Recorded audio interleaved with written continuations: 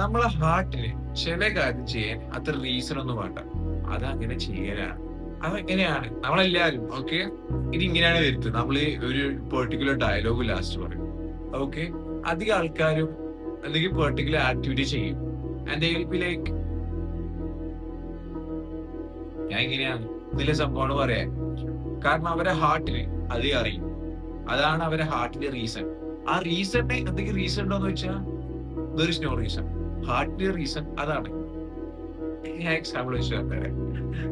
നമ്മള് എക്സാമ്പിൾ നിങ്ങള് നിങ്ങള് ചെറുപ്പത്തിൽ വളർന്നു വന്ന സിറ്റുവേഷൻ എങ്ങനെയാന്ന് വെച്ചാല് നിങ്ങളെ പാരന്റ്സും നിങ്ങളെ സറൗണ്ടിങ്സിലത്തെ ആൾക്കാര് എല്ലാം ജനറസ് ആയി കൊടുക്കാന്ന് വിചാരിക്കുന്ന ആൾക്കാരായിരിക്കും. പൈസ അല്ലെങ്കിൽ ഫുഡ് എന്തോ ആയിക്കോട്ടെ.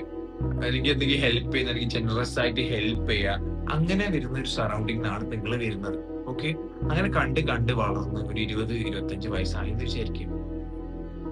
ആ ഒരു ടൈമിൽ ഉണ്ടാകുമ്പോൾ നിങ്ങൾ മെജോറിറ്റി ഓഫ് ദ ടൈം എന്തായാലും മെജോറിറ്റി ഓഫ് ദ ടൈം നിങ്ങൾ ഇങ്ങനത്തെ പേഴ്സൺ ആയിരിക്കും.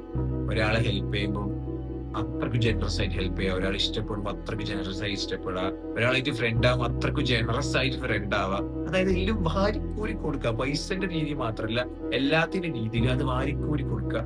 അടി കിട്ടും, നല്ല അടി കിട്ടും. കാരണം എന്തായാലും പണി കിട്ടും. ഏതെന്ത് ചെയ്യും ഒന്നും കൊടുത്തിട്ടില്ലെങ്കിലും കൊടുത്താലും പണി കിട്ടുന്നത് കിട്ടും. അപ്പൊ ഇങ്ങനെ കൊടുത്താലും ഇങ്ങനെ ചെയ്ത് നിങ്ങൾ ആയാലും ജനറസ് എന്നുള്ള രീതിയിൽ ആയാലും പണി കിട്ടും.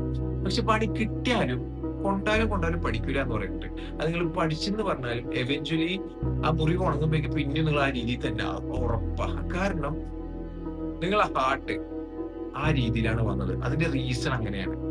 അപ്പൊ അതിന്റെ അടുത്ത് ചോദിക്കുന്നത് എന്താ നമ്മൾ ഇങ്ങനെയോ നമ്മൾ അങ്ങനെയാണ് ഹാർട്ട് അങ്ങനെ വരും. നമ്മളെ റീസൺ എങ്ങനെയാണ്? അതിന് റീസണിന്റെ പിന്നിൽ റീസൺ ഉണ്ടോ? നോ. എനിക്ക് ഇതേ അറിയൂ എന്ന് പറഞ്ഞ പോലെയാണ് ഉണ്ടാവുക. അപ്പൊ നമ്മൾ ലാസ്റ്റ് പറഞ്ഞ ഡയലോഗാണ് ഞാൻ ഇങ്ങനെയാട്ടോ എന്ന് പറയും.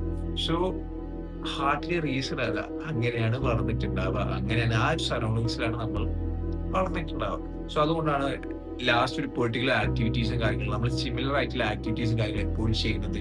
അടി കിട്ടിയാലും കിട്ടിയിട്ടില്ലെങ്കിലും കാരണം നമ്മൾ അങ്ങനെയാണ്. കാരണം ഹാർട്ടിന്റെ റീസൺ അതാണ്.